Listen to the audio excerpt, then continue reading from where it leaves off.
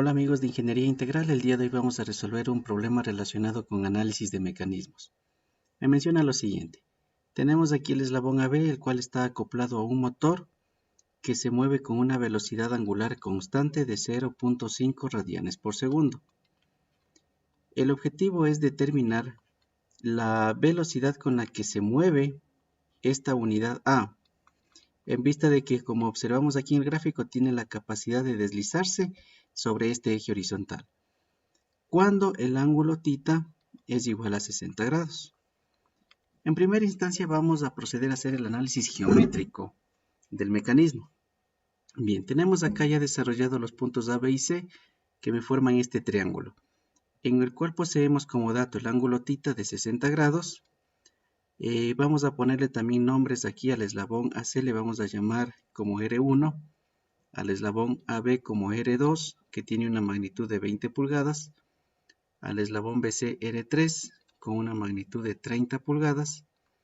Bien, en primera instancia vamos a calcular este ángulo alfa. Recordemos un poco la ley de senos, la cual me menciona que un lado sobre el seno del ángulo opuesto es igual a otro lado sobre el seno del ángulo opuesto. En este caso, a la magnitud de 30 pulgadas se opone el ángulo de θ con un valor de 60 grados.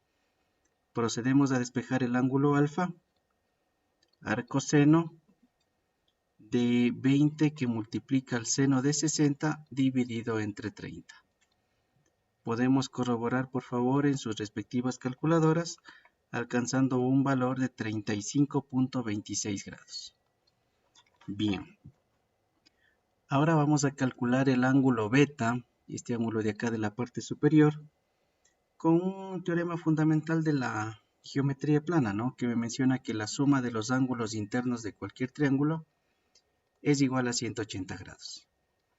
Despejamos el ángulo beta, 180 menos alfa, que tiene un valor de 35.26, y menos θ, que tiene un valor de 60 grados, obteniendo un resultado de 84.74 grados. Finalmente vamos a determinar la magnitud de R1.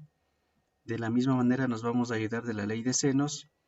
R1 sobre el seno del ángulo opuesto, que es beta, 84.74 grados, igual a otro lado sobre el seno de su ángulo opuesto, seno de 60 en este caso.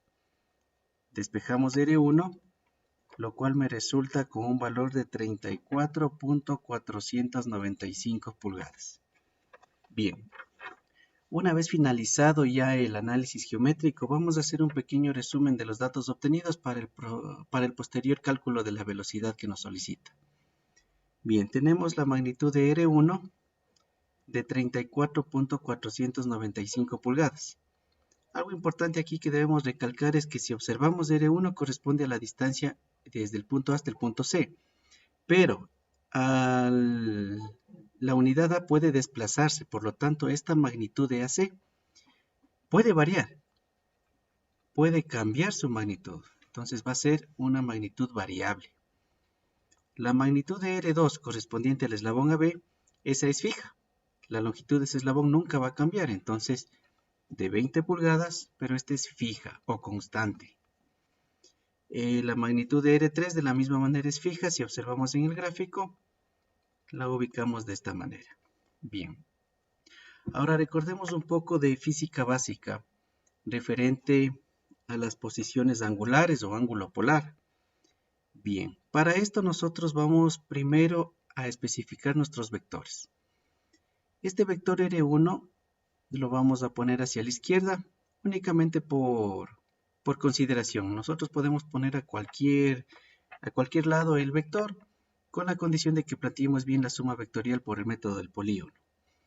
El eslabón R2 lo voy a plantear en este caso hacia arriba y el eslabón R3 en este sentido, también hacia arriba. Como les digo, eso nosotros podemos cambiarlo también, no pasa absolutamente nada. Lo único que deberíamos considerar es que al momento de tener las respuestas, por ejemplo, en el caso del eslabón 1 que yo le planteé hacia la izquierda, si me resulta un valor negativo en la velocidad, quiere decir que se estaría desplazando hacia la derecha, en sentido contrario al que yo escogí, nada más. Bien, el ángulo polar para mi eslabón 1, si observamos aquí, sería esto. ¿Sí? Este sería mi valor de θ 1, el cual correspondería a un ángulo llano, es decir, de 180 grados. Y de la misma manera, como este eslabón solo tiene la posibilidad de desplazarse horizontalmente, ese ángulo va a ser fijo o constante. El ángulo θ2. El eslabón 2 lo tenemos acá. El ángulo polar de la misma manera, siempre desde el eje X positivo en sentido antihorario hasta llegar al vector, posee un ángulo de 60 grados.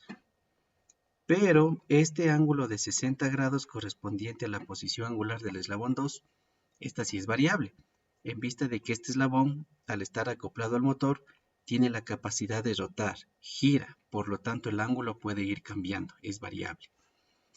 Y finalmente, la posición angular o ángulo polar para el eslabón 3, tenemos, como lo estoy marcando aquí en el gráfico, θ3, lo podemos calcular, ¿no?, en función del ángulo alfa ya determinado, de la siguiente manera. θ3 correspondería a 180 grados menos el ángulo alfa de 35.26, teniendo un valor de 144.74 grados. De la misma manera, este vector correspondiente al eslabón BC también va a rotar, por lo tanto ese ángulo va a ser variable también, lo vamos a ubicar de esta manera. Bien. Una vez obtenido cada uno de los datos e identificado si son constantes o variables, vamos a plantear aquí nuestra suma vectorial de la siguiente manera. A ver, si observamos aquí en el gráfico, tenemos lo siguiente. El eslabón R1 o el vector R1 más el vector R2 me va a dar como resultado el vector R3 en función de cómo yo lo planteé acá, en función de las flechitas que la observamos en color rojo acá en el gráfico del análisis geométrico. Bien, vamos a desplazarle para poder continuar con el cálculo.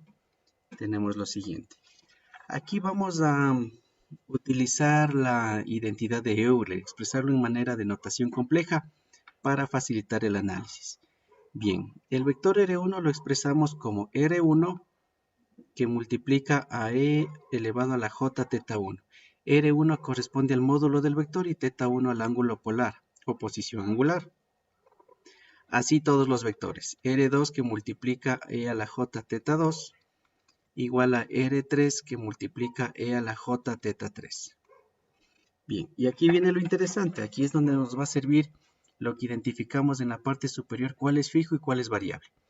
En este caso tenemos aquí un producto, pero si observamos θ1 es fijo y R1 es variable. Entonces la parte fija, al momento de derivar, recordemos que se mantiene la constante, que en este caso sería la J θ1, y derivamos la variable. R1 al ser variable, su derivada sería R1 punto, es decir, representa la velocidad. En el segundo caso tenemos que R2 es fijo, por lo tanto mantengo la constante y θ2 es variable. Para derivar aquí, sumamos 90 grados en el argumento y debemos multiplicar por la derivada del argumento, que corresponde a la velocidad angular del eslabón 2, θ2 punto. De la misma manera acá, R3 es una magnitud fija, mantenemos la constante y derivamos la variable. Repito, para derivar esto sumamos 90 grados en el argumento y multiplicamos por la derivada interna que sería θ3 punto o velocidad angular. Bien, vamos a separar cada uno de esto, vamos a armar un sistema de ecuaciones. También es bastante simple. La primera ecuación está dada por los cosenos. R1 punto por el coseno de θ1 más R2 por el coseno del argumento, que aquí fue θ2 más 90 por θ2 punto, igual a R3 por el coseno de θ3 más 90 por θ3 punto. La siguiente ecuación es exactamente la misma, pero únicamente modificando la función trigonométrica. Ahora vamos a trabajar con la función seno. Eso nos dice la identidad de Euler, que abrimos las ecuaciones, una con coseno y otra con seno nada más, para obtener este sistema. Bien, vamos a completarle de esta manera. Seno de teta 3 más 90 y por teta 3 punto. Este va a ser nuestro sistema de ecuaciones que debemos resolver. Bien, vamos a reemplazar los valores que poseemos en cada uno de ellos. A ver, R1 punto es un valor desconocido. Vamos a seguirlo llevando así, como R1 punto. Es precisamente el valor que nos solicitaba, ¿no? La velocidad del conjunto A. Eso es lo que vamos a calcular. Por el coseno de teta 1. Bien, teta 1 aquí tenemos ya que tenía un valor de 180 grados, más el valor de R2 correspondiente a 20 pulgadas por el coseno de teta 2, observamos acá es 60 grados, más 90 por teta 2 punto. Teta 2 punto era la velocidad angular del eslabón AB, que nos daba de dato era de 0.5, lo observamos acá en los datos, igual a R3 con un valor de 30 pulgadas, que multiplica el coseno de teta 3, también ya lo calculamos, de 144.74, más 90 y por teta 3 punto. Este valor es la velocidad angular del eslabón 3, que también es desconocido, ¿no? Tenemos una ecuación con dos incógnitas. Bien, reemplacemos en la segunda. Tenemos R1 punto por el seno de 180 grados, más 20 que multiplica al seno de 60, más 90 por teta 2 punto de 0.5, igual a 30 que multiplica al seno de 144.74 más 90 por teta 3 punto. Bien, este es nuestro sistema ya reemplazado cada uno de los valores que poseemos. Bien, vamos a resolver el sistema. A ver, tenemos lo siguiente. En este caso más fácil de la siguiente manera. Aquí el seno de 180 grados es 0, por lo tanto ya se elimina este término y es factible despejar de la segunda ecuación el valor de teta 3 punto, es decir, la velocidad angular del eslabón 3.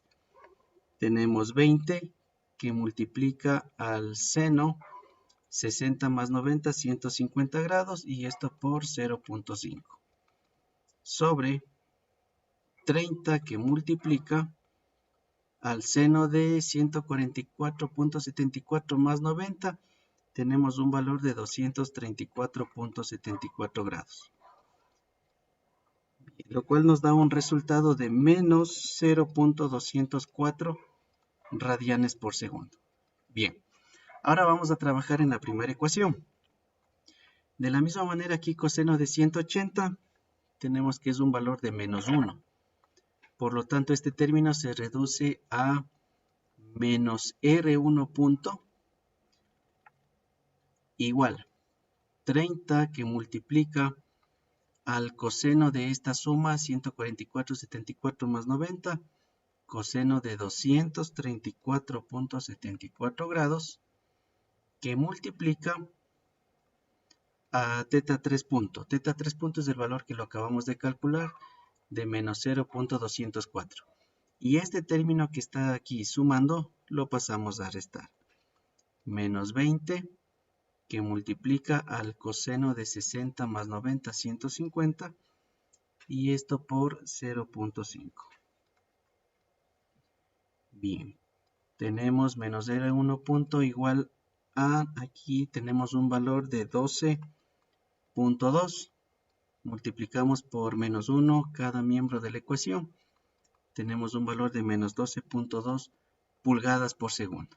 Bien, aquí entra lo que les mencioné al principio del video, en el cual este signo negativo nos indica que se estaría moviendo en el sentido contrario al que nosotros elegimos. Si recordamos, nosotros elegimos el eslabón R1 hacia la izquierda. Como nos resultó negativo, nos indica que este conjunto o unidad A se está moviendo hacia la derecha. Bien, y de esta manera la respuesta sería la que la acabamos de calcular, que esa unidad A se va a desplazar con una rapidez de 12.2 pulgadas por segundo hacia la derecha. Muchas gracias amigos, nos vemos en el siguiente video.